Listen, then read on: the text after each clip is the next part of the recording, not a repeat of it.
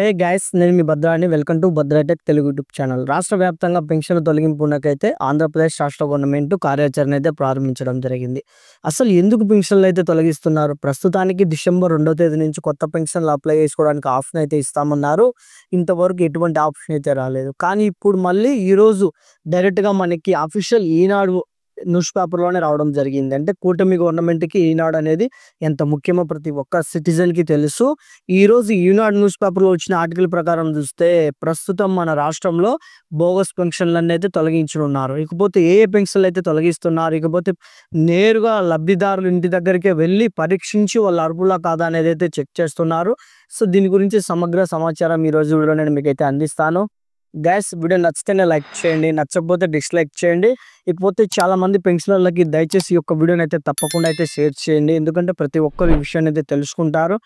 ఇకపోతే మనకి రాష్ట్ర ప్రభుత్వం ఇప్పటికే బోగస్ పెన్షన్లు అయితే తీసేస్తామని ఇప్పటికి పలుమార్లు వాయిదాలు వేస్తూ రావడం జరిగింది. గతంలో వెరిఫికేషన్ కూడా చేయడం జరిగింది. కానీ రీసెంట్గా ఈరోజు వచ్చిన అప్డేట్ ప్రకారం రాష్ట్రంలో ఉన్న అనర్హతకు ఎవరైతే అర్హులుగా ఉండి డబ్బులు తీసుకుంటున్నారో అలాంటి పెన్షన్లన్నీ పూర్తిగా రద్దు చేస్తున్నాము. ఒక్కొక్క సచివాలయానికి 40 మంది సిబ్బందితో వెళ్తున్నామని అయితే ఈనాడు న్యూస్ పేపర్లో ఒక ఆర్టికల్ రావడం జరిగింది. ఆ ఆర్టికల్ నేను మీకు ఇక్కడ క్లియర్గా డిస్ప్లే మీద అయితే ఒకసారి ప్రజెంటేషన్ చేస్తాను, చూడండి.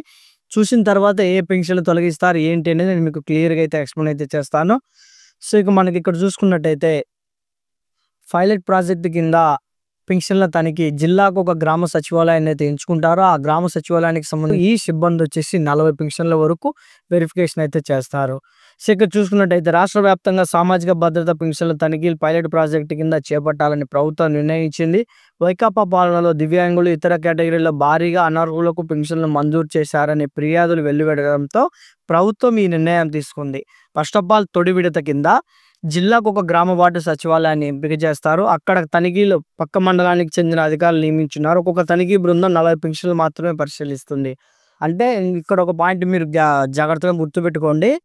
ప్రజెంట్ ఒక సచివాలయం పరిధిలో ఉన్న అక్కడ ఎంప్లాయీస్ను మనకి పెన్షన్లు వెరిఫికేషన్కి అయితే వేస్తే వాళ్ళు మళ్ళీ ఏవైనా సరే అవకతవకలకు పాల్పడాలనే ఉద్దేశంతో వేరే పక్క మండలం నుంచి వేరే సచివాలయం ఎంప్లాయీస్ని అయితే పిలుస్తున్నారు. వీళ్ళు కనుక వచ్చినట్టయితే డైరెక్ట్గా చూసి పెన్షన్కి సంబంధించి వీళ్ళు అర్హులా కాదా అని అయితే నిర్ణయించడం జరుగుతుంది.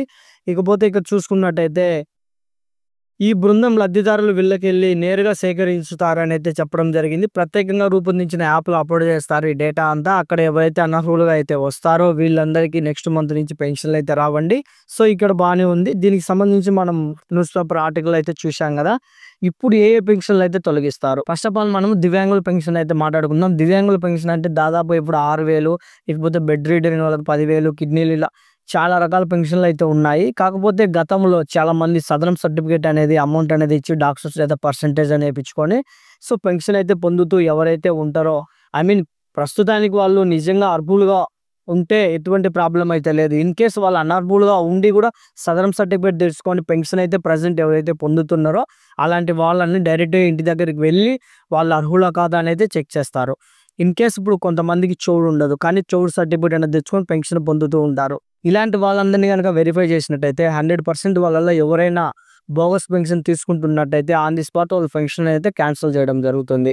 సో అలాగే మనకి వితంతు పెన్షన్, ఇకపోతే ప్రధానంగా single women pension, ration card అనేది సపరేట్ చేయించి వాళ్ళ కుటుంబంలో అందరూ కలిసి ఉన్నా కానీ సో కొంతమంది పెన్షన్లు అయితే పెడుతూ ఉన్నారు. ఇలా పెన్షన్ ఎవరైతే సంబంధం అంటే అందరూ కలిసి ఉన్నా కానీ సంబంధం లేకున్నట్టుగా పెన్షన్ తీసుకుంటూ ఎవరైతే సింగిల్ ఉమెన్గా ఉన్నారో వీళ్ళకి కూడా పెన్షన్లు అయితే తనిఖీ చేస్తారు.